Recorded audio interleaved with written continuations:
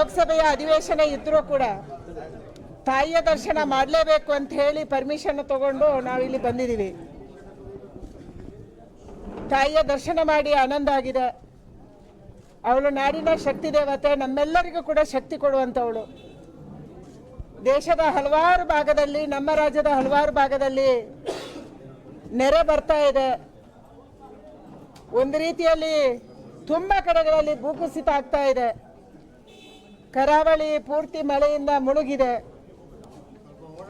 ಹಲವಾರು ಭಾಗದಲ್ಲಿ ಬರಗಾಲನೂ ಇದೆ. ದೇಶದ ಹಲವಾರು ಕಡೆ ತಾಯಿ ಹತ್ರ ಪ್ರಾರ್ಥನೆ ಮಾಡಿದ್ದೀವಿ, ನಾಡಿನ ಜನಕ್ಕೆ ನೆಮ್ಮದಿ ಕೊಡು, ಎಲ್ಲ ಪ್ರಕೃತಿ ವಿಕೋಪಗಳನ್ನು ದೂರ ಮಾಡಿ ಜನ ನೆಮ್ಮದಿಯಾಗಿ ಬದುಕುವಂಥ ಶಕ್ತಿಯನ್ನು ಕೊಡು.